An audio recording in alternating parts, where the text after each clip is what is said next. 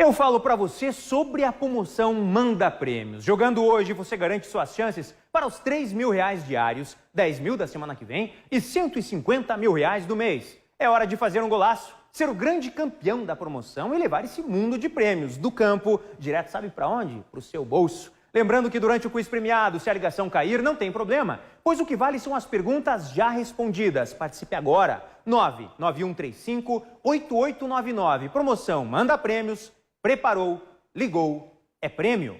Obrigado pela sua companhia ao longo desta tarde aqui no Balanço Geral. Fim de semana movimentado. Desde ontem, desde quinta-feira à noite, estamos de plantão numa cobertura especial para você aqui na RIC TV. E eu estou falando da possibilidade do ex-presidente Lula vir a Curitiba. Uma possibilidade cada vez mais real. Eu quero conversar agora com o Maurício Freire. Ele está na frente da Superintendência da Polícia Federal, onde estão muitos colegas da imprensa e também manifestantes. Maurício, boa tarde para você. O que eu te pergunto é o seguinte: tratativas entre o ex-presidente e a Polícia Federal dão conta que ele virá para Curitiba efetivamente ou pode ficar preso em São Paulo, Maurício Freire? Muito boa tarde para você. Boa tarde, Manuel. Boa tarde a todos que acompanham o Balanço Geral. A informação que se tem é que Lula deve se entregar, sim, ainda hoje à Polícia Federal. Mas essa é uma tratativa que acontece entre os policiais, os advogados, os apoiadores de Lula lá em São Paulo. A Polícia Federal aqui de Curitiba não está envolvida nessa comunicação, nessa negociação de tentativa de que Lula se entregue ainda hoje. Mas a informação que se tem é que o ex-presidente deve sim se entregar. Neste momento, a informação que eu recebi agora há pouco é de que Lula fala a apoiadores lá em São Bernardo do Campo, na frente da sede do Sindicato dos Metalúrgicos. Ele está lá há quase 48 horas acompanhando todo esse trâmite, todo esse processo, desde o pedido de prisão feito pelo juiz Sérgio Moro até o prazo que venceu ontem, passou 2 noites lá e hoje de manhã ele saiu de dentro do prédio, foi para o lado de fora porque uma missa foi realizada lá em São Bernardo do Campo em homenagem à esposa de Lula, Marisa Letícia, que faleceu em fevereiro do ano passado e completaria 67 anos. Então, neste momento, o ex-presidente fala aos apoiadores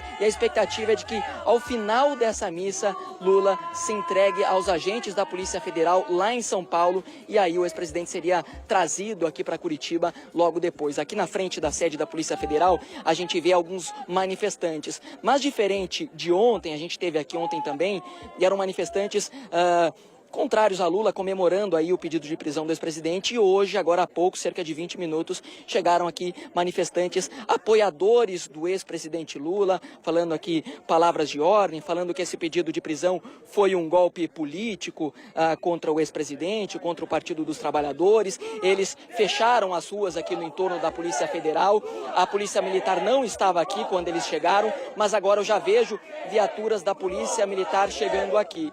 Então, neste sábado, diferente do que aconteceu ontem, são manifestantes pró-Lula que se reúnem aqui em frente ao prédio da Polícia Federal. E lá atrás, não sei se é possível mostrar, a gente vê os agentes da Polícia Federal que estão a postos lá, né, para garantir a segurança aqui do prédio da Superintendência da Polícia Federal em Curitiba. São várias manifestações em todo o país, não poderia ser diferente aqui em Curitiba. Ontem à tarde a gente já registrou manifestações que se concentraram no prédio da Universidade Federal no Paraná, ali na Praça Santos Andrade. O manifesto começou à tarde, os militantes do Partido dos Trabalhadores, apoiadores do Lula, se reuniram lá, foram por volta das 8 horas da noite apenas que eles deixaram o local. Tinha carro de som, teve discurso na escadaria do prédio histórico e as aulas à noite e à tarde tiveram que ser suspensas por conta do ato que foi organizado em frente à sede da Universidade Federal do Paraná, ali na Praça Santos Andrade, na região central de Curitiba. Ontem mesmo, o Partido dos Trabalhadores, ele disse que se reuniria hoje para definir os atos deste sábado. E o ato começou ali na frente do Palácio do Governo do Estado. Era uma manifestação contra o ex-governador Beto Richa, que transmitiu o cargo ontem para então vice-governadora Cida Borghetti. E os manifestantes de lá, da região do Centro Cívico, se encaminharam para esta região da Polícia Federal aqui no Santa Cândida. Também teve ato em Foz do Iguaçu. Na verdade, lá foi um ato mais de vandalismo, teve pichação nas ruas do comércio da cidade.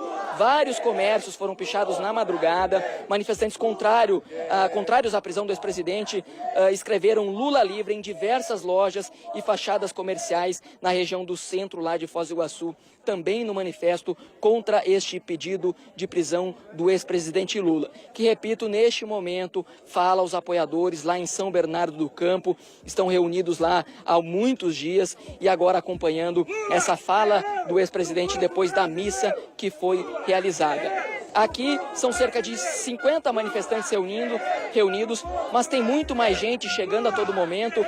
Foram uns 10 manifestantes que chegaram há cerca de 20 minutos e agora esse número já aumentou aí para um pouco mais de 50 pessoas. Então são os militantes apoiadores do Lula que neste sábado se organizam aqui na frente da sede da Polícia Federal para manifestar contra a prisão do ex-presidente. Eles disseram agora há pouco que vão ficar por aqui, vão ficar em vigília. Eles protestam, obviamente, contra a prisão do ex-presidente, mas dizem que se Lula realmente vier aqui para Curitiba, eles vão manter uma vigília aqui em frente ao prédio da Polícia Federal. Volto com você e daqui a pouco eu tenho mais informações, Emanuel. Obrigado, Maurício Freire. Está aí, portanto, toda a expectativa. Na próxima entrada do Maurício, quero perguntar para ele como está o policiamento lá na frente da Justiça Federal. Vamos abrir de novo a imagem, gente, se a gente conseguir, tá? Porque eu queria mostrar só que o pessoal todo de manifestantes e também jornalistas, eles estão do lado de fora. Ontem eles estavam do lado de dentro, agora já mudou isso um pouco. Ainda hoje mais informações, direto da Superintendência da Polícia Federal. 12h, 13 minutos. Obrigado pela sua companhia, boa tarde para você. A morte de uma jovem universitária de apenas 23 anos, assassinada pelo ex-namorado, um jovem de 22, chocou a cidade de Ponta Grossa. Familiares, amigos e colegas se perguntam o que teria motivado esse crime. Veja. Na universidade onde Natália estudava, amigos ainda tentavam encontrar uma explicação. Ninguém esperava isso, né? Então não tem nem o que falar, na verdade. Tudo, gente, começou em um bar, quer dizer, tudo começou na história dos dois, né? Eles foram num bar, não estavam mais juntos, algo aconteceu que deu origem no retorno, né? Esse ex-namorado foi no apartamento da Natália e, de uma forma cruel, acabou com a vida dela. Hoje, todos os detalhes para você. E vamos falar também de um transtorno no desenvolvimento do cérebro que afeta 70 milhões de pessoas no mundo todo, gente. É o autismo.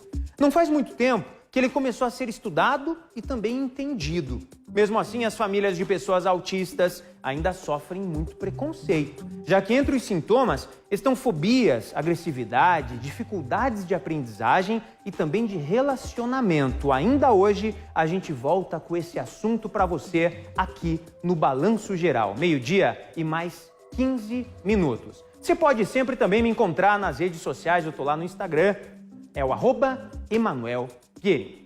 Deixa eu voltar para cá porque eu quero falar para vocês sobre a promoção Manda Prêmios. Entrando em campo, você pode ser o grande jogador e ganhar até R$150 mil. Hora de realizar seu sonho de comprar sua casa própria, fazer seu investimento e até mesmo quitar as suas dívidas. Ligue 991358899. Não fique fora dessa. São R$3 mil todos os dias e 10 mil toda semana. Participe agora, 991358899. Promoção Manda Prêmios. Preparou, ligou, é prêmio. Barbearia, estúdios de tatuagem, loja de roupas e até uma cutelaria fazem parte de um mesmo local e atendem um público específico. É a cultura Custom House. Conheça esse novo modelo de negócio. É trabalho e cultura tudo junto, uma coisa diferente. Olha só.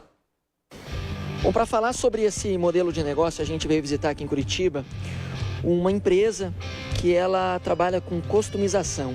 Olha só, aqui na frente a gente já vê que é um ambiente diferenciado, colorido. E olha só, isso aqui já anuncia que a gente vai entrar numa barbearia.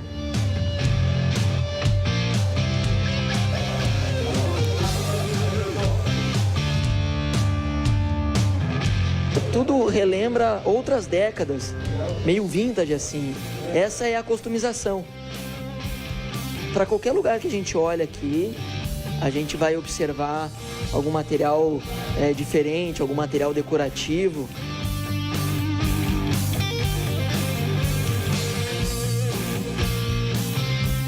Por exemplo, essas navalhas aqui, ó. São alguns modelos, vou mostrar aqui, alguns modelos bem antigos de navalha que tem aqui. Até na mesa aqui é bem diferente, tudo cheio de adesivos e tal. Essa aqui é a barbearia. Se a gente atravessar a porta, a gente já vai chegar num estúdio de tatuagem, que é outro negócio dentro desse ambiente. E o pessoal aqui está trabalhando. O que está saindo aí? Saindo umas rosas, né? É? Quase pronto ou não? Quase. Mais uma hora aí tá pronto. Beleza. Aqui o estúdio de tatuagem, do lado da barbearia. Até o banheiro aqui é customizado. Deixa eu mostrar aqui.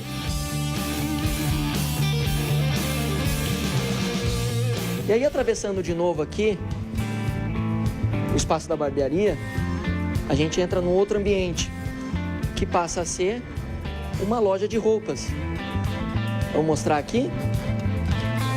Aqui já é outro ambiente, olha só. Uma loja de roupas. Roupas para um público bem específico também. Qual que é a ideia dessa tua loja aqui? Cara, a gente, junto com a casa, tem materiais aí todo voltado para a galera que curte carro, curte moto, curte tatuagem. A gente tem uma linha de produtos aí de camiseta, camisa, jaqueta, boné. Tudo desenvolvido por nós. A gente vive a cultura diariamente da customização, da barbearia. O público que vem na barbearia ou vai procurar uma faca ali é o mesmo público que compra suas roupas. Exatamente, exatamente. E vice-versa. Agora a gente vai do outro lado ali para conhecer a outra parte do negócio, que é um local que faz facas. É uma cutelaria. Já muda o ambiente aqui. Olha só. O pessoal já está aqui na ativa, lixando uma faca. E lá fora, a gente vai sair de novo. O pessoal com a brasa acesa aqui, porque é aqui onde a faca começa a ser feita.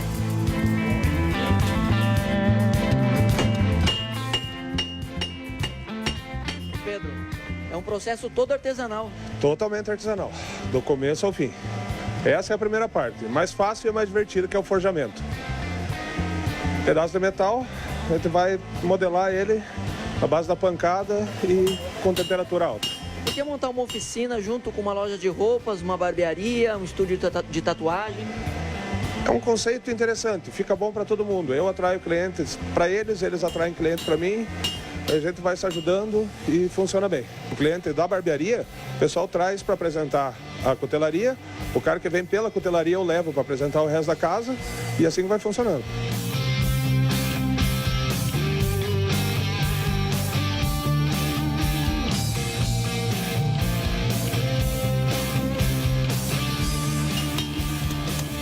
A ideia desse negócio foi do Grilo e do Gringo, o José e o Marco. Por que reunir no ambiente vários negócios diferentes? Foi uma solução para uma necessidade que a gente teve.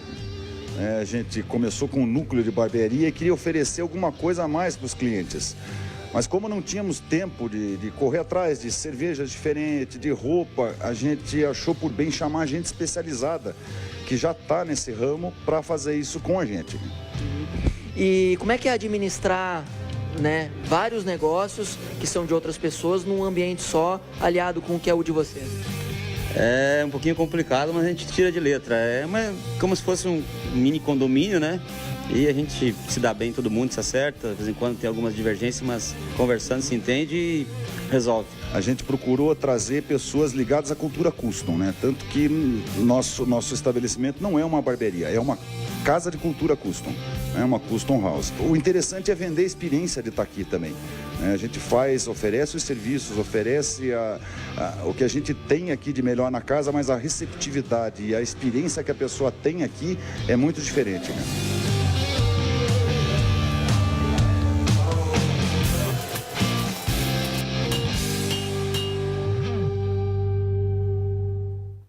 Tá certo, uma cultura bem diferente. Ainda hoje eu quero voltar com Maurício Freire na frente da Superintendência da Polícia Federal, com todas as informações. Será que o ex-presidente Lula chega hoje em Curitiba? Não saia daí, ainda hoje os detalhes para você. E vamos falar de um transtorno de desenvolvimento do cérebro que afeta 70 milhões de pessoas no mundo todo, o autismo. Não faz muito tempo que ele começou a ser estudado e entendido. Mesmo assim, as famílias de pessoas autistas ainda sofrem muito preconceito, já que entre os sintomas estão fobias, agressividade, dificuldade de aprendizagem e de relacionamento. Eu não sabia, gente. Mas você sabia que quando você está num shopping ou numa loja, se tem uma criança se debatendo muito no chão, fazendo birra, e às vezes a gente tende até a meio que, achar, mas que criança mal educada. Às vezes aquela criança tem problema, tem autismo. Thaís Santana na tela do Balanço Geral. Para entrar no mundo deles é preciso pedir licença, ter cuidado, carinho e muito respeito. Te convido a entrar comigo no universo das crianças autistas. É uma doença que compromete as crianças numa fase que elas estão desenvolvendo habilidades emocionais, habilidades de comunicação, de linguagem. Então isso prejudica muito a capacidade da criança de sociabilizar-se, a dificuldade de assimilação, compreensão de muitos fatores que estão ao seu redor, né? Então é uma doença que compromete muito a parte sensorial da criança. As causas são incertas. O transtorno não tem cura, mas pode ser trabalhado, reabilitado, modificado e tratado para que o paciente se adeque cada vez mais ao convívio social. Esse é Murilo. Menino dócil, lindo e inteligente. Desde que ele nasceu, a gente percebeu que ele era uma criança diferente. Os interesses eram diferentes, a gente comparava com outras crianças e a gente percebia que ele era um bebê diferente, né? Ele brincava de uma forma diferente, ele decorava frases de filme, decorava os livros que a gente contava para ele, mas na hora de conversar com a gente, ele não conversava, ele não dialogava, não mantinha um diálogo com a gente, isso até os 3, próximo dos 4 anos. Cuidado, paciência, persistência e muito amor. Doses diárias e fundamentais para os pais de crianças autistas. Na família de Murilo, esses remedinhos nunca faltam. O pai do autista, ele tem uma vida diferenciada. O pai do autista não vai ao supermercado, o pai do autista faz uma expedição. Porque a qualquer momento pode ocorrer algum fato que pode desencadear toda uma situação. A gente costuma dizer que o limite dele não é o ponto final. O limite é um muro a ser ultrapassado. Nós não sabíamos até então o que era preconceito, nós não sabíamos até então o que era ver as diferenças, e ele nos ensinou a isso. Ele nos ensinou a enxergar as pessoas de uma forma pura, nos ensinou a perdoar mais, nos ensinou a ser mais tolerantes. Um amor desafiador, que exige doação constante. Mas para os pais, o principal problema ainda é enfrentar o preconceito das pessoas. Meio-dia, 25 minutos. A Thaís já volta com essas informações, mas agora eu quero aqui na tela e direto com o Maurício Freire, da Superintendência da Polícia Federal. Maurício, o que está ocorrendo por aí? Olha, Emanuel, agora há pouco manifestantes, eles recolheram uma faixa que tinha aqui pendurada no prédio, no muro da Polícia Federal, que era de uma faixa de apoio à Operação Lava Jato, e aí eles arrancaram essa faixa, rasgaram ela aqui no chão. Muitos manifestantes pegaram essa faixa, rasgaram aqui na frente do asfalto, mas isso foi agora há pouco. Os manifestantes continuam aqui mobilizados, contrários a esse pedido de prisão do ex-presidente, reunidos aqui, esperando também na expectativa de saber se o ex-presidente Lula vai se entregar ou não. Ele se entregando, o que os manifestantes disseram aqui é que vão permanecer na frente do prédio da Polícia Federal, fazendo uma vigília, mesmo que Lula seja preso, venha para cá, é o que eles não querem, mas se isso acontecer, eles prometem permanecer aqui em frente ao prédio da Polícia Federal, montar um acampamento aqui. A segurança aqui no prédio da Polícia Federal foi reforçada. por conta da possível vinda do ex-presidente para cá. Há um efetivo maior de policiais reunidos aqui para garantir a segurança do prédio e aí, eventualmente, a segurança também do ex-presidente Lula, caso ele se entregue realmente à Polícia Federal. Ontem à tarde teve uma reunião entre vários órgãos de segurança, Polícia Federal, Polícia Militar, Guarda Municipal, Polícia Rodoviária, para falar sobre a segurança aqui em Curitiba, justamente se Lula fosse, se entregasse e viesse aqui para Curitiba. Segundo o comando da Polícia Militar, há um efetivo aqui na cidade em alerta e esse efetivo pode ser aumentado caso seja necessário. Inclusive os batedores da Polícia Militar estão disponíveis se precisar fazer uma escolta para o ex-presidente, para ele ser trazido em segurança aqui para a Polícia Federal. A Lula deve ser transferido de São Paulo para cá se ele se entregar. É possível que ele venha de avião. Há um avião da Polícia Federal que está no aeroporto em São Paulo e ele pode ser trazido de avião para cá. A possibilidade de, se ele chegar de avião até Curitiba, ele vai vir aqui para a Polícia Federal de helicóptero. Há um helicóptero da Polícia Federal pousado no prédio da Polícia Federal. Na verdade, o helicóptero está aqui na capital, ele não está no prédio, ele está aqui na capital.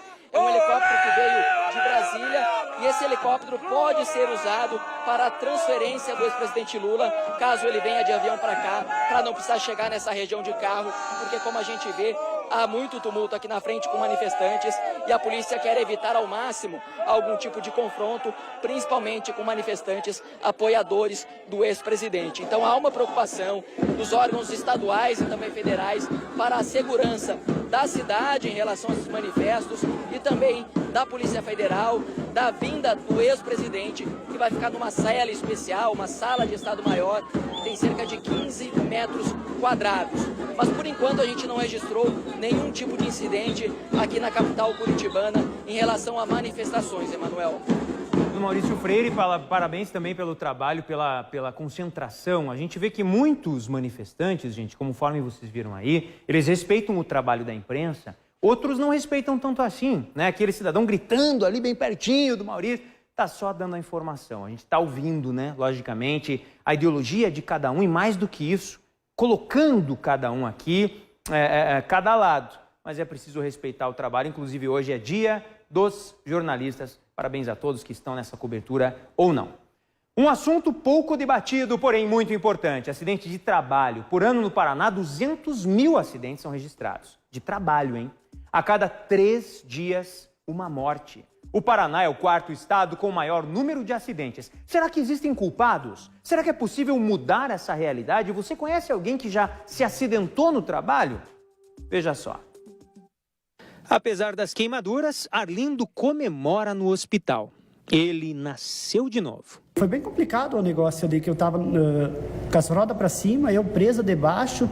Aí o primeiro guincho suspendeu, quando suspendeu ele me prendeu mais no chão, me prendeu mais minha cabeça, minha perna. Eu falei, não, pode parar, pode parar.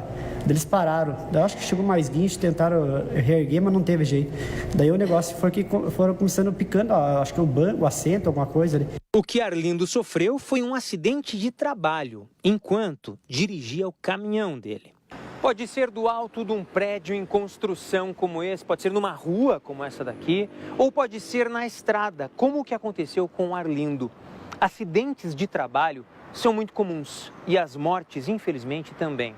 A estimativa é que, por ano, 250 trabalhadores morram no Paraná enquanto estão trabalhando, exercendo alguma atividade remunerada.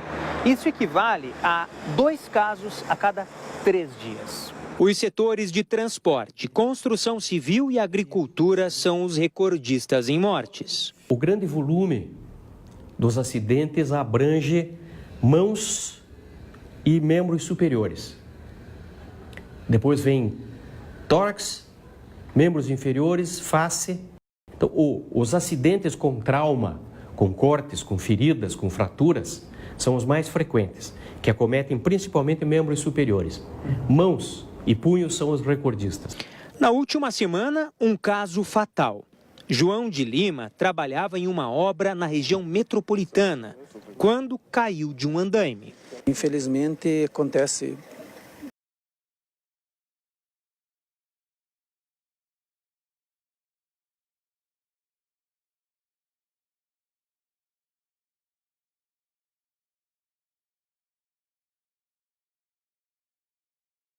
são comuns. Ele já chegou a se ferir com uma seringa. Quando abraquei a sacola de lixo, a agulha perfurou minha mão. Esta página na internet faz uma projeção do número de acidentes no Brasil.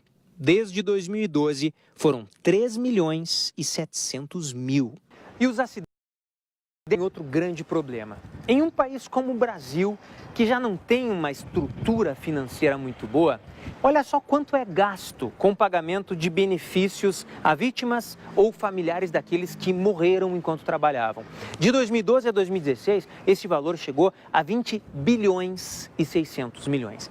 Isso é o quanto custa o valor total dos acidentes de trabalho no Brasil. Isso equivale a pelo menos 5 vezes o total, tudo que foi recuperado na Operação Lava Jato. É de fato muito dinheiro.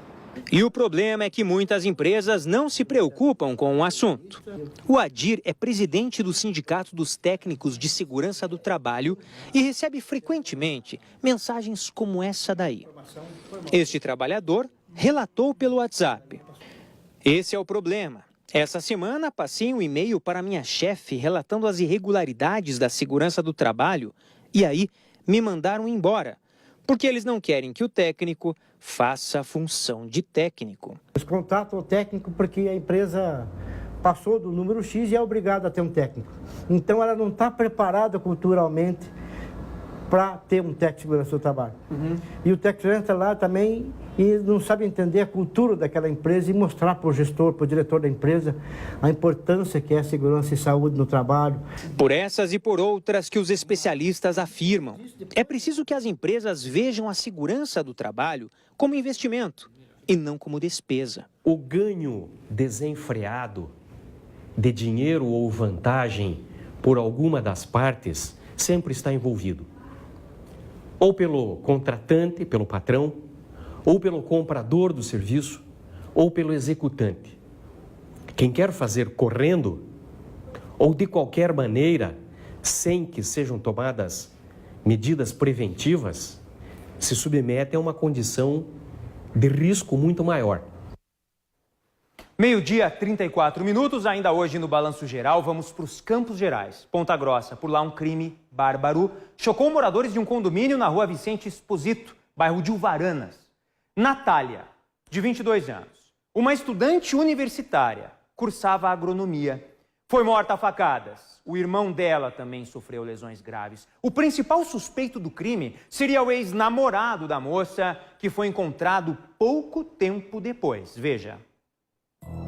Todos não entendem por que Matheus Gonçalves da Silva, de 22 anos, que conheceu Natália aqui na universidade, resolveu cometer o crime. Os dois ficaram juntos por pouco tempo e Natália não queria mais o namoro com ele.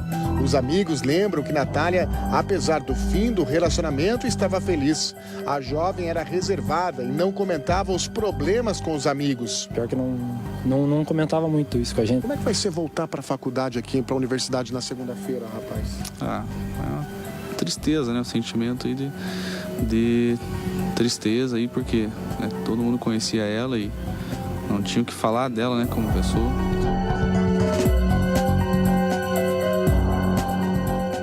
O que eu quero saber desse crime é o seguinte: alguém da faculdade, ela tinha 22 anos, o suspeito, o acusado praticamente, tudo bem, mas nesse momento ele é suspeito. Ele também era da universidade, estava no círculo da universidade em Ponta Grossa. Ele tinha dado algum sinal que tinha problemas, que era um psicopata, como se apresentou de fato? Em algum momento ele já tinha tido uma crise de ciúme? O que os colegas da Bárbara falam? Como que era o relacionamento desses dois? Ainda hoje, todos os detalhes para você sobre esse crime bárbaro. O irmão dela, gente, escapou por pouco, porque esse menino, ele entrou no apartamento louco com uma faca, esfaqueou a Bárbara e quase que matou o irmão dela. Ainda hoje, todos os detalhes para você no Balanço Geral. Você que está em casa sabia que pode ter a sua privacidade roubada quando está no Wi-Fi público? Você pode pegar um monte de problemas no seu celular e, principalmente, podem pegar seus dados no Wi-Fi público. Para ficar protegido contra os perigos do mundo digital, eu apresento para você o Hero. Compre já o seu nas lojas Fast Shop e viva mais tranquilo. Veja só essa promoção. Se você que gosta de tecnologia sempre está com o seu celular na mão, for hoje a Fast Shop do Shopping Batel aqui em Curitiba, você vai comprar o seu Hero pela metade do preço. Ele é o guardião do seu celular. E sabe quanto custa, gente? É uma pichincha. R$ 49,50. Você vai ter o Hero para usar por um ano. Só R$ 49,50, gente. Lá no shopping você ainda vai ver esse carrão de perto. Olha aí. E vai ter uma experiência de piloto com o simulador Hero e ainda ganhar muitos prêmios. Então você protege o seu celular com esse sistema por apenas R$ 49,50 e também conhece esse carrão bem de perto. Peça o seu Hero na Fast Shop do Shopping Batel. Proteção digital é com o Hero. Vamos aqui para a tela do Balanço Geral, porque tem Maurício Freire na frente da Superintendência da Polícia Federal em Curitiba. Muitos manifestantes, gente, já estão por lá desde quinta-feira. Olha aí. Maurício, com você, suas informações. Olha, Manuel, a confusão agora começou por conta de um manifestante do Movimento Brasil Livre, o MBL, que é um movimento que apoia a Operação Lava Jato e é contra o ex-presidente Lula. Ele veio aqui, aparentemente está fazendo uma live para a rede social, veio falando, ele foi reconhecido pelos manifestantes que são favoráveis a Lula, e aí ele foi cercado agora por esses manifestantes, mas continua transmitindo aí. É um início de tumulto, uma confusão que se cria aqui, porque é um integrante que é uma pessoa que é favorável à Lava Jato, contra o presidente Lula, no meio de manifestantes que apoiam o ex-presidente. Os militantes do Partido dos Trabalhadores, apoiadores de Lula, eles fizeram um cordão de isolamento nas ruas aqui ao redor da Polícia Federal, justamente para que esses outros manifestantes não passassem aqui. Mas este rapaz, sozinho, ele conseguiu passar por esse bloqueio e aí ele chegou aqui. E aí agora alguns membros da Força Sindical estão pedindo para que os outros se afastem, porque eles não querem esse tipo de tumulto, eles não querem esse tipo de confusão. Eles chegaram aqui de forma pacífica, vieram se manifestar, estão aqui pacificamente e querem evitar qualquer tipo de tumulto. A gente sabe, às vezes, a gente tem visto aí em outras regiões do Brasil confusões, brigas que aconteceram pelas provocações que acontecem dos dois lados. E aí os ânimos exaltados em algum momento de manifesto, acaba acontecendo confusão. Então, os manifestantes que estão aqui já pediram para que os outros se retirassem, agora um outro chega, tromba nele, olha aí esse tipo de confusão que não se quer em manifestações como essa. Um sindicalista, ele afastou os outros manifestantes que estavam em volta dele, agora ele foi cercado, está cercado por jornalistas. Emanuel, eu volto com você porque eu tô com... Volta pra cá, gente. O Maurício ali, eu acho que tá... Mas vamos continuar com as imagens? Coloca na tela cheia, que eu vou falando. Veja só, ele tá numa live, tá? 12h, 39 minutos.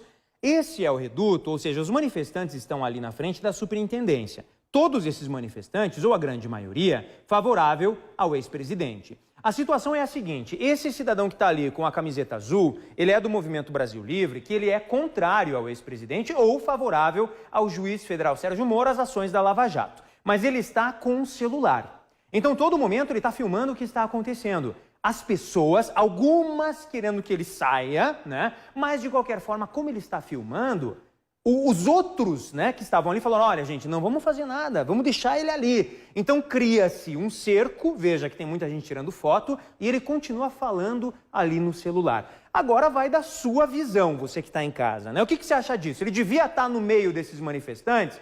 Ou será que é um ato provocativo? Alguém tirou o celular dele. Conseguimos o Maurício? Maurício, está me escutando? Tô escutando, Emanuel, eu só não ouvi tua pergunta. Você pode repetir? Nesse momento tiraram o celular dele ou não, Maurício? Não, ele tá com o celular na mão ainda, né? Parece que sim, mas agora ele foi convidado a se retirar. Os manifestantes estão empurrando ele, na verdade, para que ele saia dessa área, cobriram ele com uma bandeira do Brasil agora há pouco. Ele está aqui na frente, é um manifestante contra o ex-presidente sozinho. E agora ele foi empurrado, levou tapa na cabeça, tem um manifestante ali favorável a Lula que está um pouco mais exaltado, com um boné, não consigo identificar, são é um boné da PP Sindicato, esse rapaz que deu um tapa na cabeça do manifestante, e agora ele é retirado deste local aqui, porque são cerca de 100 manifestantes, eu acredito, reunidos aqui, favoráveis ao ex-presidente contra esse mandado de prisão, e aí ele infiltrou essa corrente que foi feita aqui para que ninguém mais passasse, e aí ele veio fazendo uma live para uma rede social, falando, óbvio, palavras favoráveis à Lava Jato, favoráveis à prisão do ex-presidente. Obviamente os outros manifestantes ficaram revoltados com ele, e aí agora ele está sendo expulso daqui aos empurrões, porque...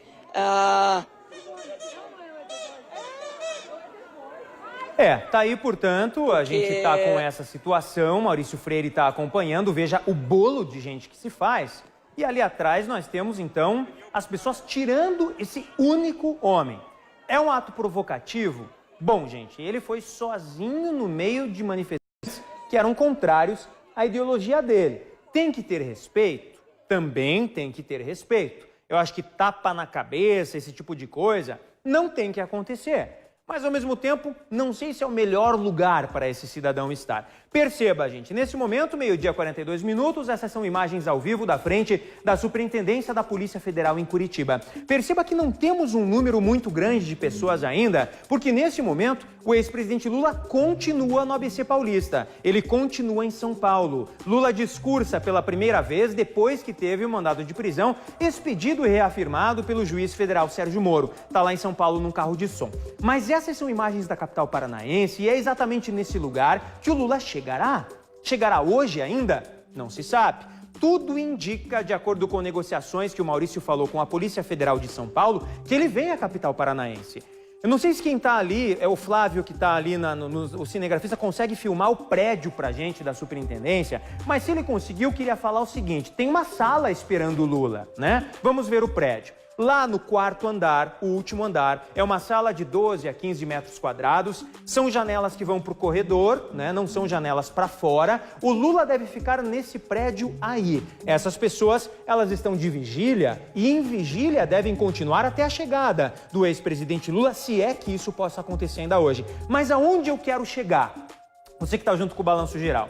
Gente, será que vai ter confusão quando o Lula chegar ou não? Parece que sim, né? Quer dizer, ele nem chegou ainda e já temos algum foco de confusão, pequeno ainda bem, é verdade, e temos uma viatura da polícia que está passando nesse momento por ali. Eu gostaria muito de saber a respeito desse policiamento, eu sei que a área ali da polícia está com o portão fechado, mas é preciso que a polícia intervenha. Veja, policial passando por ali numa única viatura depois que a confusão já aconteceu. Será que já era o caso de colocar alguns policiais por ali, gente? De repente numa corrente policial, uns 4, 5, 6, eu não sei, só para marcar essa presença.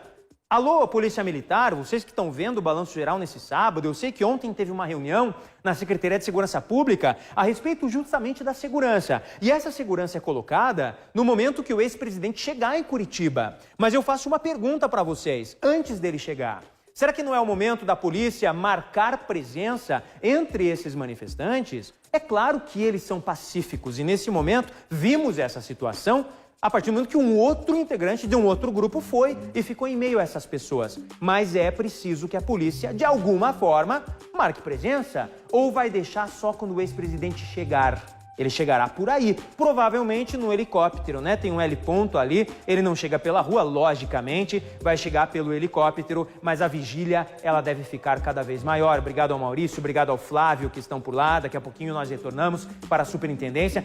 Qualquer confusão, a prioridade é para o Maurício Freire, na frente da Polícia Federal. 12h45, se você se acha esquecido, imagina um motorista lá de Londrina. Ele simplesmente, gente, esqueceu o carro no estacionamento, já faz 5 anos, em instantes. Vamos entrar com a rede, minha diretora? Vamos com a Adriana Araújo, então, a gente corta para a programação de rede da Record, que também está nessa cobertura daqui a pouquinho para você, com o ex-presidente Lula. Ele que discursou os próximos passos, você vai entender já já. Mas agora eu quero saber, vamos para Londrina? Esse motorista que esqueceu um carro no estacionamento há 5 anos, gente. Olha só. Você conhece o dono deste carro aí? Pois a Companhia Municipal de Trânsito e Urbanização de Londrina, CMTU, está procurando o dono deste Honda Fit, ano 2004, desde o dia 12 de maio de 2012. O dono simplesmente estacionou o veículo e sumiu. Com o passar dos anos, a CMTU, que administra o terminal rodoviário, tentou resolver o problema, já que as diárias continuam sendo cobradas e hoje a dívida passa dos R$40 mil. E diante da situação, o jeito mesmo foi entrar na justiça. Saiu uma decisão. Tá bom. Gente, olha só, vamos então, quero chamar aqui no telão a programação de rede da TV Record, uma cobertura para você, a Adriana Araújo está nesse momento com informações. Vamos para lá. Em São Bernardo do Campo, em frente à sede do Sindicato dos Metalúrgicos, no ABC Paulista, e ele acaba de afirmar que vai cumprir o mandado de prisão expedido pelo juiz Sérgio Moro. Vamos ouvir o trecho em que ele disse que vai cumprir o mandado. Eles decretaram a minha prisão. E deixa eu contar uma coisa para vocês. Eu vou atender o mandato deles. Lula disse que vai cumprir o mandado de prisão, não deu detalhes de como será a saída dele do Sindicato dos Metalúrgicos no ABC Paulista. Essa é uma operação cercada de segredos. Existe a possibilidade de que ele saia de carro até um ponto da cidade de São Bernardo e então de lá siga de helicóptero. Pode ser um voo de helicóptero com autonomia para voar até Curitiba ou pode haver uma transferência para que ele pegue um avião. Os detalhes não são dados nem pela assessoria do ex-presidente Lula, nem pela Polícia Federal. Mas está acertado que logo após discursar, Lula segue então para a Polícia Federal de Curitiba, vai se entregar. O prazo que foi dado pela Justiça a ele era até 5 horas da tarde de ontem. Essa negociação se arrastou durante a noite e agora então ele confirma que vai se entregar à Polícia Federal para iniciar o cumprimento da sentença. Lula continua discursando em São Bernardo do Campo, no ABC Paulista. Num dos trechos do discurso, ele diz que não perdoa juízes, procuradores e promotores por terem passado à sociedade a imagem de que é ladrão, segundo Lula, sem provas. A qualquer momento, novas informações e a cobertura completa do dia de hoje você acompanha logo mais no Jornal da Record. Adriana Araújo com todas as informações. Gente, eu quero já ir com Maurício Freire, ver como que o pessoal reagiu a essa informação. Lula, olha só, ele disse que virá, né, que vai se entregar. Maurício, acabamos de entrar no plantão da TV Record. Adriana Araújo falando então desse discurso do Lula. Ele vai cumprir esse mandado, quer dizer, ele vai acatar o mandado. Maurício, como que está a recepção? As pessoas já estão sabendo sobre isso por aí? Olha, Emanuel, eu acredito que ainda não, porque esse pronunciamento foi feito a gente acompanhou aí na programação da Record, mas a gente percebe aqui um momento de mais calma entre os manifestantes, né? Muitos conferindo aí as redes sociais, acompanhando as informações que chegam a todo momento, mas alguns já devem estar sabendo, não vai demorar muito para que todos eles saibam dessa decisão do ex-presidente de se entregar à Polícia Federal. Aqui no prédio da Polícia Federal já está tudo preparado desde ontem para a chegada do ex-presidente. Como eu disse antes, o efetivo foi reforçado aqui para garantir a segurança do prédio, garantir a segurança do ex-presidente. Lula deve ficar numa sala chamada de Sala de Estado Maior, que fica bem abaixo do heliponto, no 4º andar do prédio da Justiça Federal. É uma cela de 15 metros quadrados, que tem uma cama, tem uma mesa e tem um banheiro privativo. Lula tem uma janela com grades que tem vista para o corredor do prédio da Polícia Federal. E lá ele vai ter sempre um agente na porta da cela dele, 24 horas, fazendo a segurança ali da cela do ex-presidente Lula. Ele vai ser tratado como todos os outros presos, a não ser pelo fato de ficar separado, ficar sozinho numa cela, mas ele vai comer a mesma refeição dos outros presos aqui da unidade. Estão aqui também o ex-ministro, por exemplo, Antônio Palocci, que foi companheiro de Lula, foi ministro do governo Lula, e também o presidente da OAS, que foi quem confirmou que tinha entregue o apartamento triplex no Guarujá para o ex-presidente. Eles estão aqui, então todos serão tratados da mesma forma. Lula vai ter 3 refeições por dia. Um café da manhã por volta das 7h30 da manhã, com pão com manteiga e café com leite.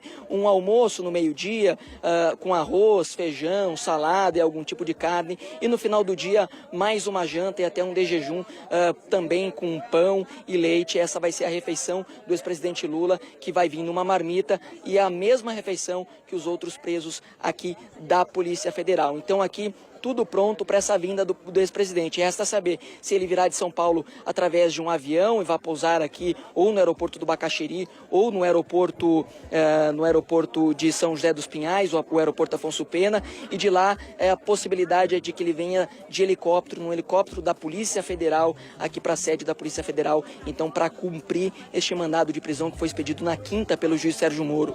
Lula foi condenado a 12 anos e 1 mês de prisão.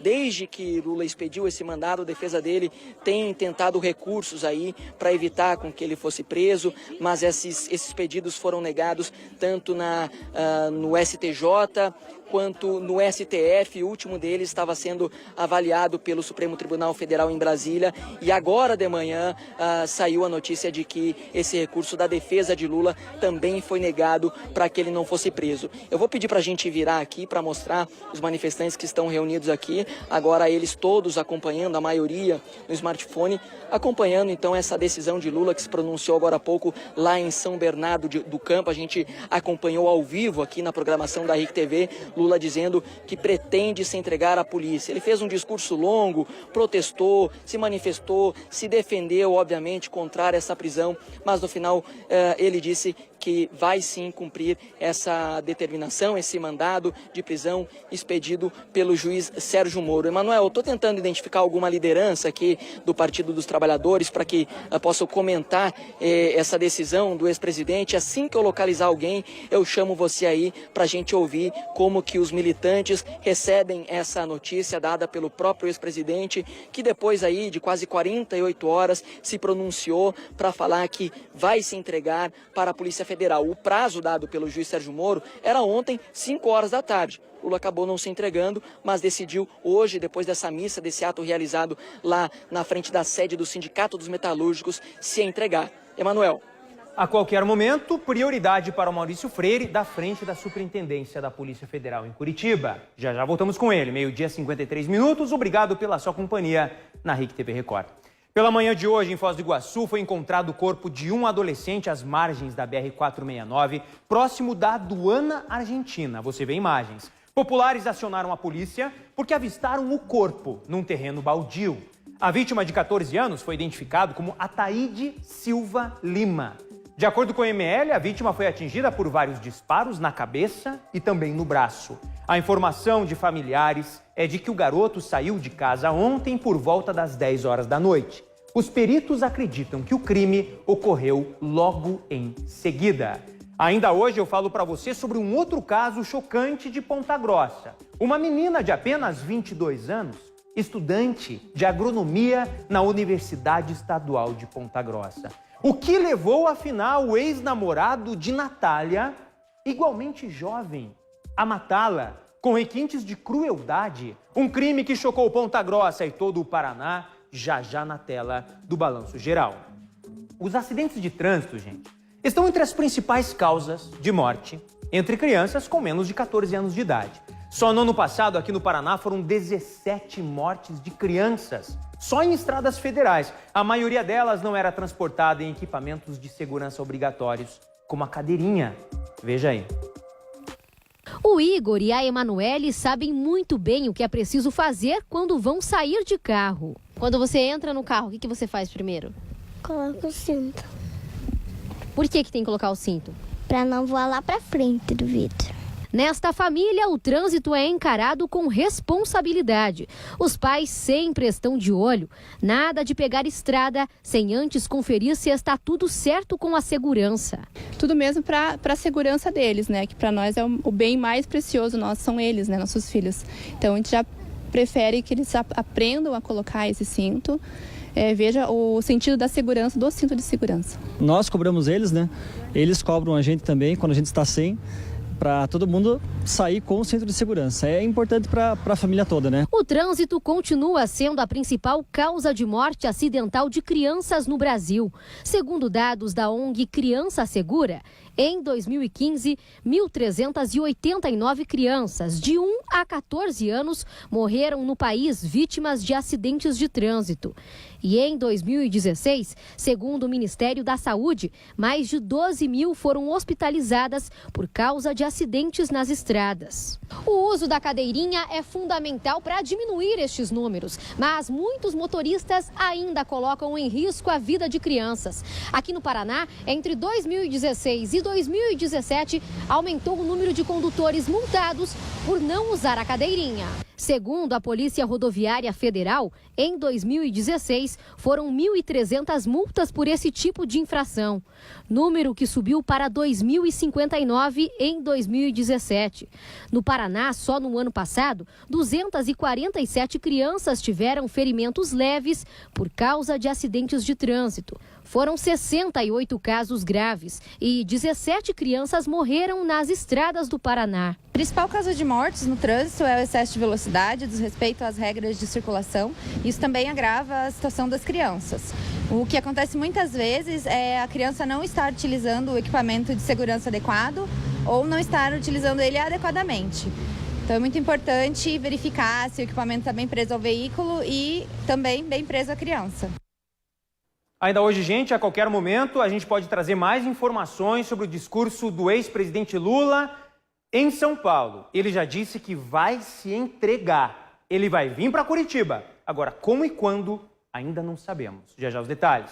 Um soldado do Exército foi baleado nessa madrugada em Cascavel e o que chamou a atenção foi que ele mesmo conseguiu ir até a unidade de pronto atendimento e deu entrada após relatar que havia sido vítima de um disparo. O soldado contou à equipe da UPA que tentou separar uma briga que estava acontecendo e que nessa tentativa de acalmar os ânimos, acabou levando um tiro na coxa. Não foram dados detalhes sobre a identidade da vítima. O caso será investigado pela polícia. Agora, uma novidade importante para a área de medicina. Uma empresa do nosso estado está fazendo o primeiro medicamento do mundo à base, sabe do quê? Do cannabis, da maconha. O remédio pode beneficiar mais de 700 mil pessoas. É uma droga do bem, né, gente?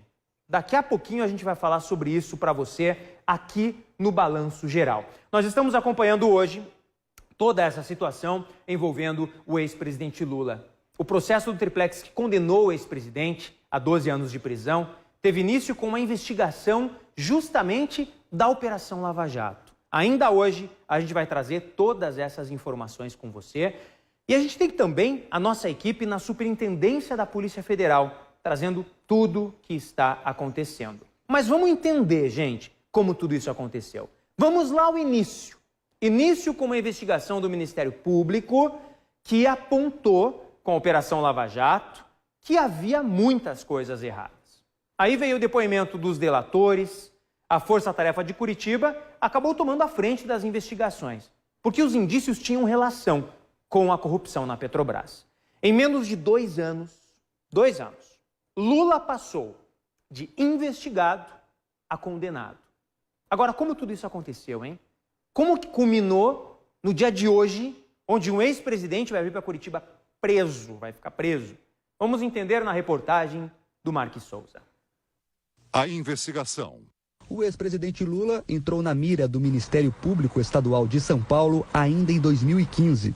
Os promotores iniciaram uma investigação sobre a transferência do edifício Solares, no Guarujá, que pertencia à falida Bancop, a cooperativa dos bancários de São Paulo, para a empreiteira OAS. A suspeita era que a OAS havia adquirido o edifício apenas para beneficiar Lula, que tinha uma cota de um apartamento comum em nome da ex-primeira-dama Marisa Letícia.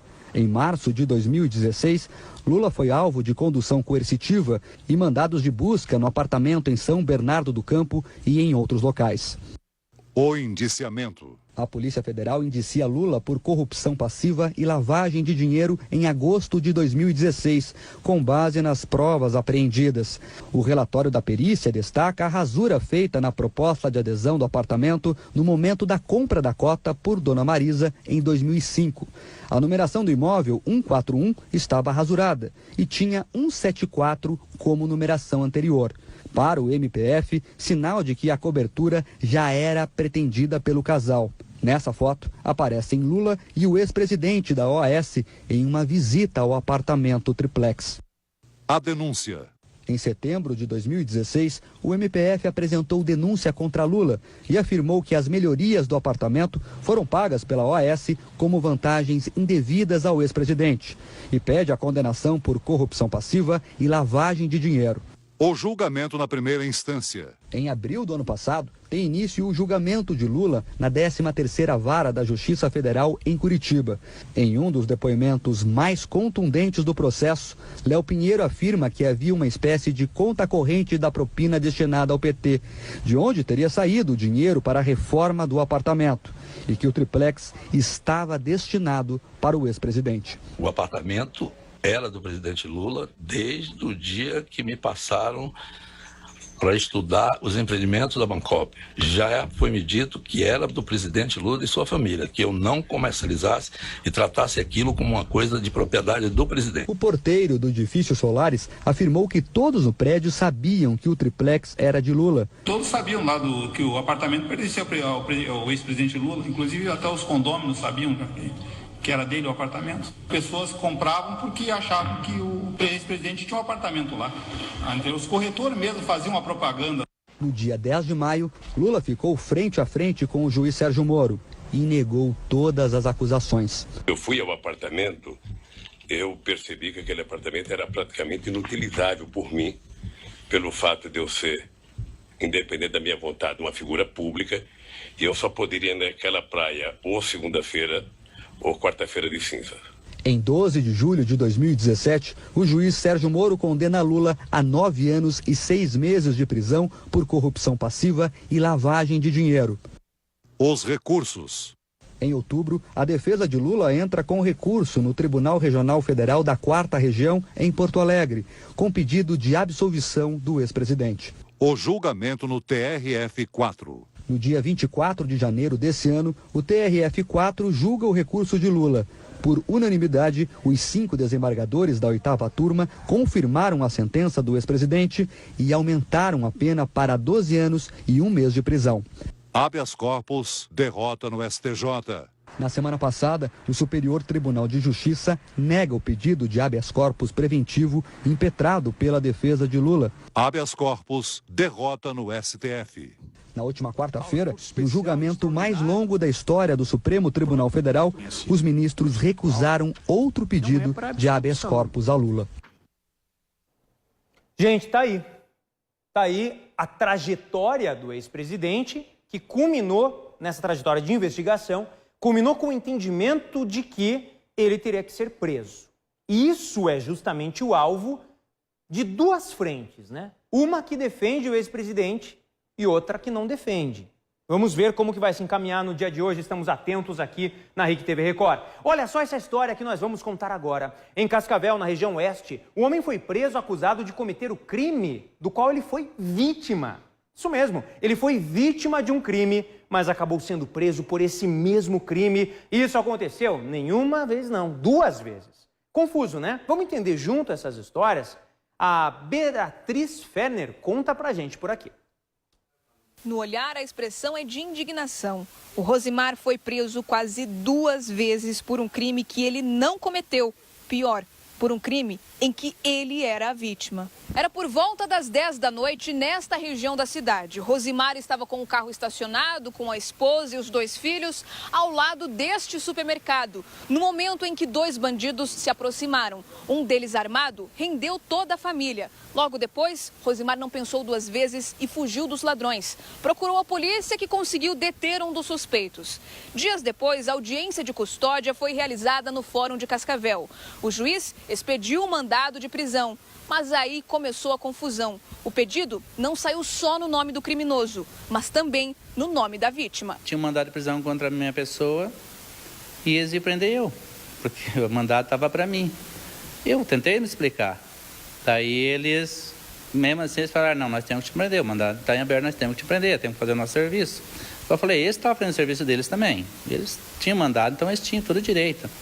Daí me trouxeram preso. Depois de ter quase sido preso uma segunda vez, Rosimar procurou um advogado com medo que tudo se repetisse. No primeiro momento, aí o Estado pode ser responsabilizado com um dano moral pelo dano que causou ao cliente, né, a vítima aí, e futuramente o próprio Estado pode entrar com uma ação de regresso e apurar quem foi o responsável por essa situação toda, né? Descobrir como e onde a troca de nomes aconteceu pode demorar um tempo, assim como para o Rosimar e a família esquecerem tudo.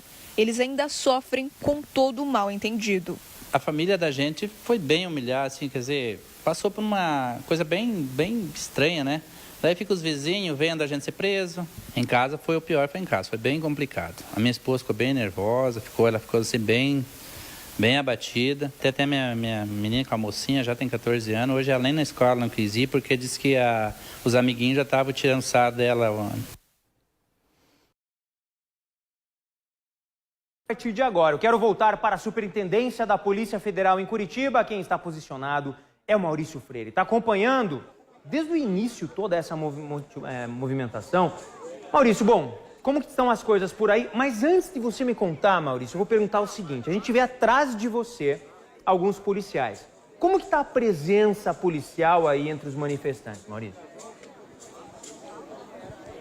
Olha, Manoel, era justamente sobre isso que a gente ia falar, porque a gente chegou cedo aqui à frente da Justiça Federal e eram só jornalistas que estavam por aqui, isso até por volta das 11h30, 11h40 da manhã, mais ou menos. E aí os manifestantes favoráveis a Lula, que estavam no centro da cidade, vieram para cá e aí tomaram conta aqui dessa área em frente ao prédio. Até então não tinha nenhum policial por aqui. Quando os manifestantes chegaram, logo depois, aí a polícia militar começou a vir para cá. E aí, como a gente vê lá ao fundo agora, realmente o comando da polícia militar ali está reunido, porque eles vão isolar essa área aqui com policiais, essa área próxima aqui que a gente consegue ver, dos dois, na verdade, os três lados de acesso aqui da Justiça Federal. Vou pedir licença porque uma viatura está passando aqui.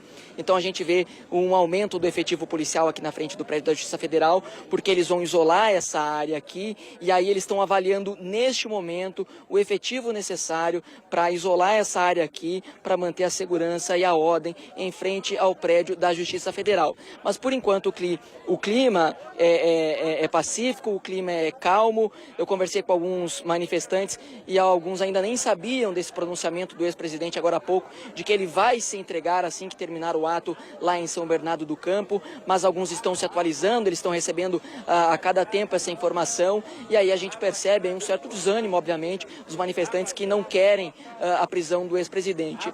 Eu vou pedir para o Flávio mais uma vez dar licença, porque a gente está transitando aqui na rua e quem passa só aqui neste momento é a Polícia Militar. Mais uma viatura está chegando por aqui. Como eu disse, o policiamento está sendo reforçado nessa área aqui para manter a segurança, porque a partir de agora, a qualquer momento, o ex-presidente pode chegar a Curitiba. O que os manifestantes me disseram agora é que eles vão permanecer aqui em frente ao prédio da Justiça Federal, mesmo com Lula preso. Eles vão fazer uma vigília, eles vão ficar por aqui o tempo que for, na palavra deles, e disseram que só saem daqui junto com o ex-presidente Lula. Só quando Lula for solto, a promessa dos manifestantes de que eles vão deixar o local. Então, eles permanecem por aqui aguardando a chegada do ex-presidente, mas devem permanecer aqui em frente até que Lula seja solto. Pelo menos é o que eles dizem. O trâmite disso, agora também ninguém sabe. Os recursos da defesa de Lula, tanto no STJ quanto no STF, eles já se esgotaram. por isso Lula não teve outra alternativa a não ser se entregar. Mas, obviamente, a defesa dele vai continuar tentando algum tipo de recurso para que Lula saia da cadeia, de repente possa cumprir algum tipo de pena alternativa. Mas isso é um capítulo dessa novela que a gente vai saber só nos próximos dias. Fato que, a partir de agora, a qualquer momento, Lula pode chegar à superintendência da Polícia Federal aqui em Curitiba, Emanuel.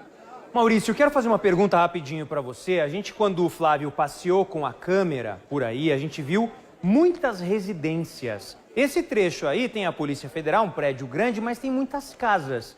Maurício, como se comportam os moradores, hein? Eles saem às vezes das casas porque é uma barulheira e tudo mais. Como que é essa convivência com esse pessoal todo?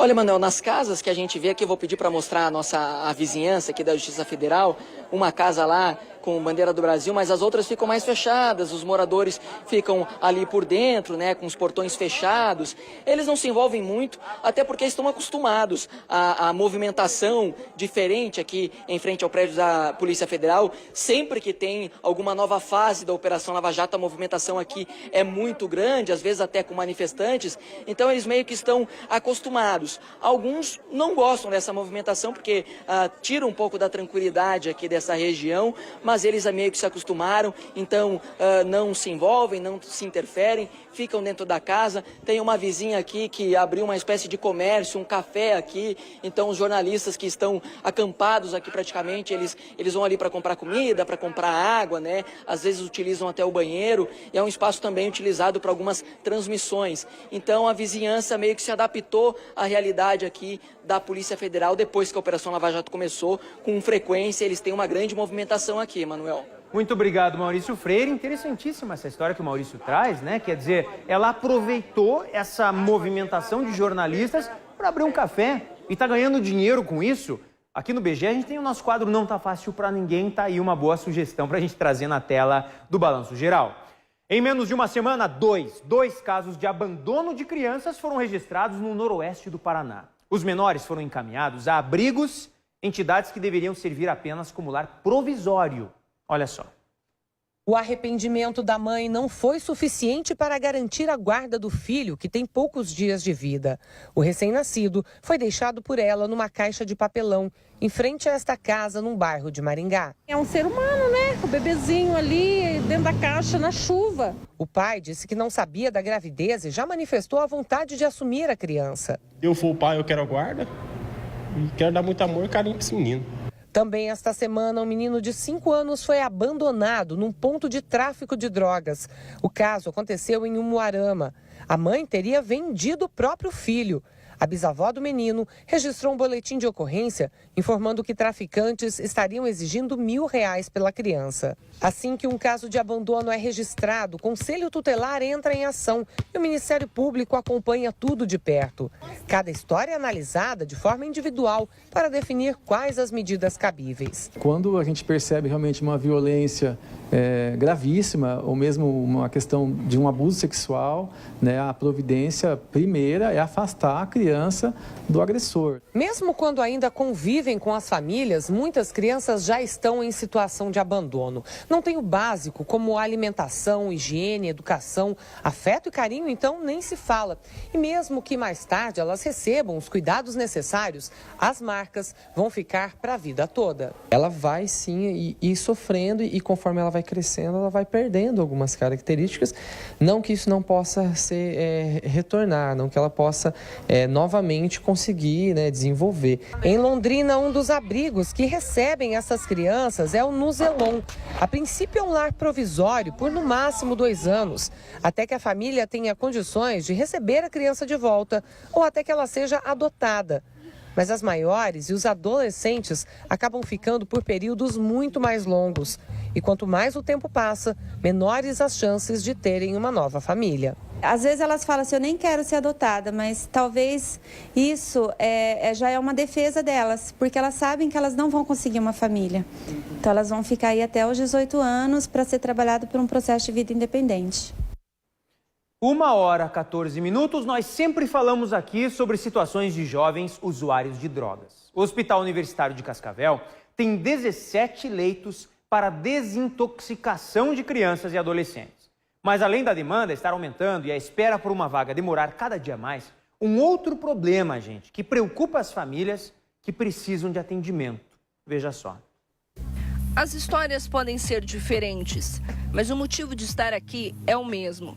Crianças e adolescentes que, começando a vida, já tentam vencer uma luta difícil, o vício em álcool e drogas. A neta do seu Francisco está aqui pela segunda vez. A primeira internação foi involuntária, assim como em 97% dos casos. Mas as coisas mudaram. Com apenas 16 anos, a menina entendeu que não consegue vencer a dependência sozinha. Tem que entender que não é fácil, sabe? A pessoa tem que saber que quando o adolescente sai daqui, ele não sai curado, não é uma varinha mágica que a gente pega e pá, está curado, não. Tem que ter aquele acompanhamento depois com a família. Crianças e adolescentes de todo o Paraná procuram tratamento na ala de desintoxicação do Hospital Universitário de Cascavel, que é o único do estado responsável por atender exclusivamente menores com dependência química. A triagem ela é feita pela central estadual e agora a gente colocou uma psicóloga que também auxilia na triagem aqui no HU mesmo. Vem crianças do estado todo, vem de todo o Paraná, isso é feita a indicação dos nomes, chegam, passa pela primeira avaliação. Nessa avaliação é dito se ele é um perfil para a ala de desintoxicação ou se é um perfil para outro atendimento público do estado. O tratamento de desintoxicação dura de 30 a 40 dias. Não há idade mínima para internamento, apenas máxima, que é de 17 anos e 11 meses. Os pacientes ficam em quartos como estes, meninas separadas dos meninos, que são maioria, cerca de 60% dos internados. Todos eles se envolvem em atividades todos os dias, que vão das 9 da manhã às 10 da noite. Temos atividades escolares feitas para a equipe do SARI. Nós temos aulas todas as tardes com os adolescentes, cada um na sua limitação e no seu momento que está. Tem atividades de lazer também para eles não ficarem muito tempo ociosos e nem ficar dentro do quarto, que não é a nossa intenção essa. É um direito garantido pelo ECA, que essas crianças tenham acompanhante integral, né? E nos estudos mostram que a importância da família estar envolvida naquele atendimento, naquele trabalho, porque a criança retorna e retorna pelo aquele mesmo ambiente, ou que já estava contaminado, porque ela desenvolveu aquilo ali, né? Ou pelo o despreparo do pai, da mãe, da família, porque eles têm que ser trabalhados em conjunto mesmo. Então, esse acompanhamento na rede, o retorno para a cidade, a política da cidade para que tenha um amparo, um acolhimento àquela criança, aquele adolescente, faz toda a diferença.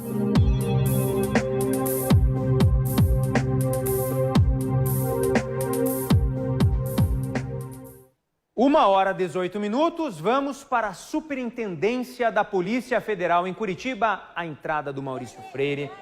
Maurício, bom, a gente então, concluindo, né? Não está nada concluído, essa é a verdade. Não sabemos ainda o horário que o Lula vem, se ele vem de avião, se vem de helicóptero, não se sabe. O que se sabe é que ele vai se entregar, Maurício Freire.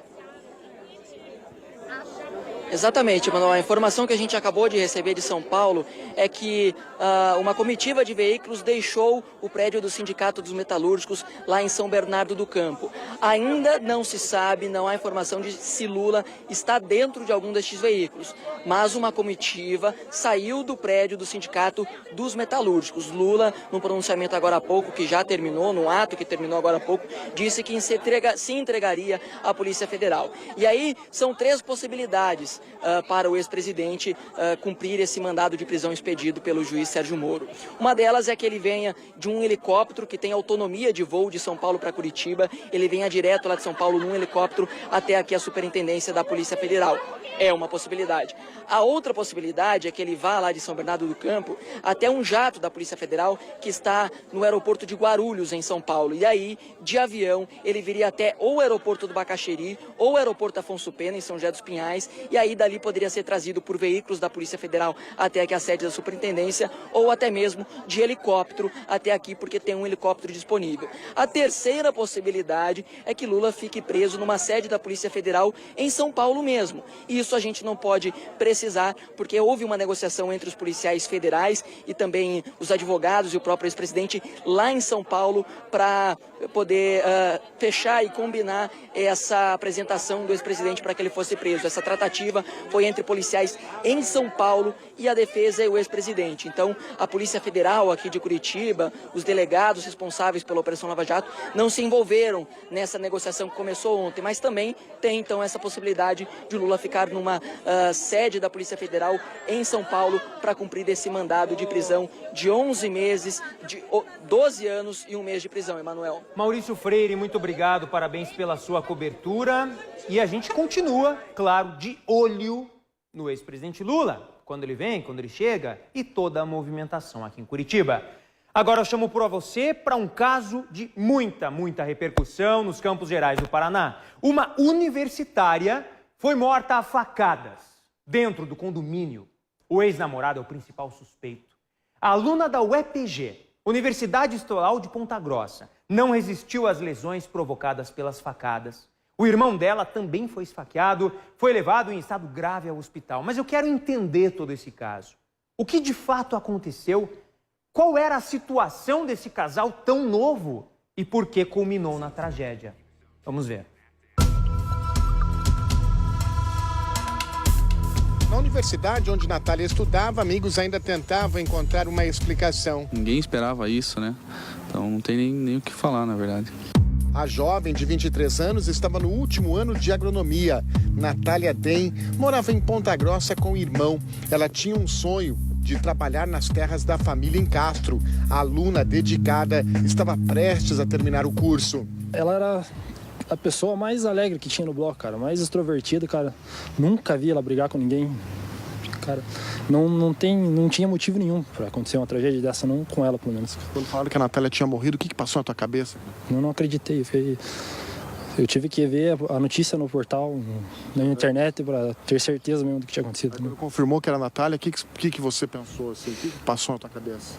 Que era mentira. Não, na verdade, até agora não caiu a ficha ainda. Não. Todos não entendem por que Matheus Gonçalves da Silva, de 22 anos, que conheceu Natália aqui na universidade, resolveu cometer o crime. Os dois ficaram juntos por pouco tempo e Natália não queria mais o namoro com ele. Os amigos lembram que Natália, apesar do fim do relacionamento, estava feliz. A jovem era reservada e não comentava os problemas com os amigos. Pior que não comentava muito isso com a gente. Como é que vai ser voltar para a faculdade aqui, para a universidade na segunda-feira, rapaz? É uma tristeza, né? O sentimento aí de tristeza aí, porque né, todo mundo conhecia ela e não tinha o que falar dela, né, como pessoa. Após matar a namorada, Matheus voltou à universidade e aqui dentro tentou suicídio, mas não conseguiu.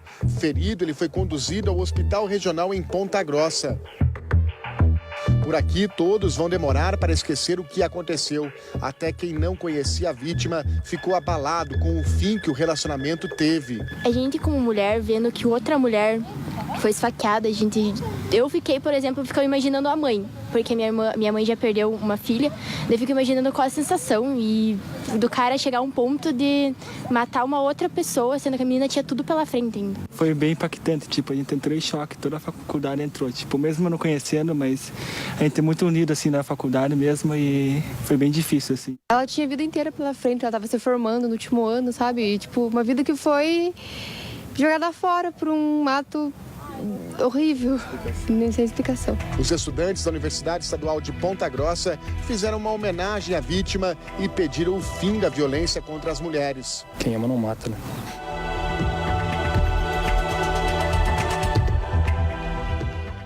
Um ato covarde. Mais do que qualquer outra coisa, é um ato extremamente covarde, né? Ele tentou se matar, esse rapaz, depois pegando o vidro, passando no pulso. Será que queria mesmo se matar? Será que queria? Será que teria coragem para isso? Porque teve coragem para tirar a vida da Bárbara. E quase para tirar a vida do irmão da Bárbara. Um covarde e criminoso. Bom, gente, vamos aliviar um pouco. 1h24. fim de semana tá aí. E o Balanço Geral não quer ver você perdido em relação ao que fazer. Pode ficar animado, porque tem muito agito, muita balada, show, teatro e atrações rolando em Curitiba. E você sabe que todas as opções você encontra naquele quadro que já é sucesso. Sabe quem eu vou chamar aqui na tela do BG? Rafaela Moron, com a nossa agenda cultural.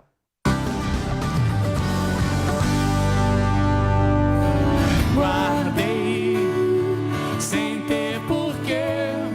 Neste fim de semana tem show com a cantora Ana Canhas aqui em Curitiba. Ela encerra na capital paranaense a turnê Tô na Vida. As apresentações vão acontecer sábado às 8 da noite e no domingo às 7 horas. É na Caixa Cultural. E tudo faz sentido, calma.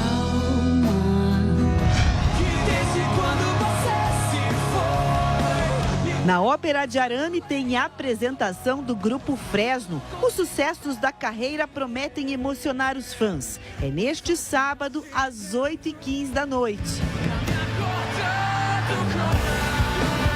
Amar, amei, gostar, gostei. Também no sábado vai ter funk na região metropolitana de Curitiba. O DJ Dom Juan vai se apresentar no Chalé Music Hall a partir das 10 da noite. Quem nasceu danada, assim sempre será. Mandei falar pra não arrastar. O cantor crioulo vai subir ao palco na capital na próxima sexta-feira. Ele e MC Marechal vão se apresentar na Live Curitiba. Acho que você não me entendeu. Eu quero chamar a atenção.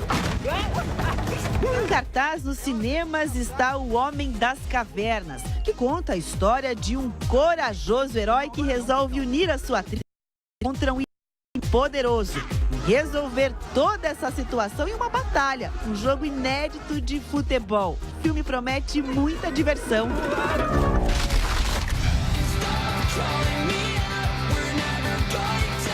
Os britânicos da banda Neck Deep se apresentam em Curitiba pela primeira vez. Com uma pegada rock adolescente, eles sobem ao palco do Basement Cultural no domingo, às 8 da noite.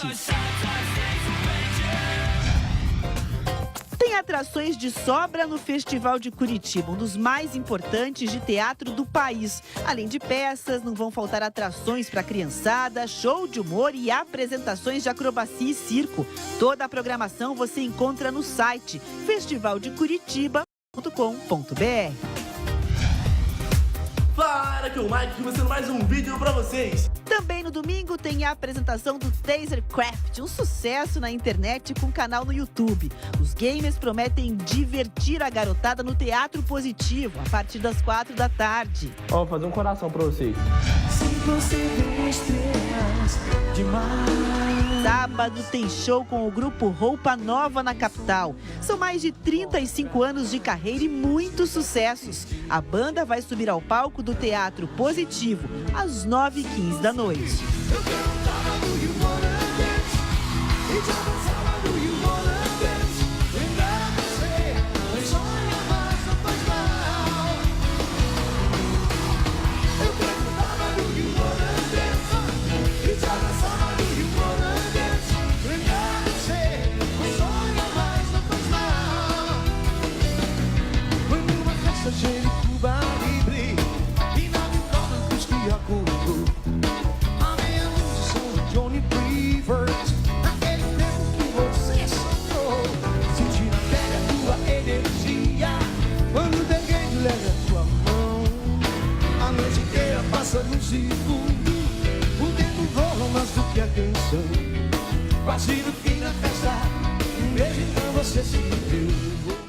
Tá aí, programação completa para o seu final de semana. Gente, vou aqui na outra tela do Balanço Geral para a gente ver como que tá Curitiba. Vamos ver como está a capital paranaense, o tempo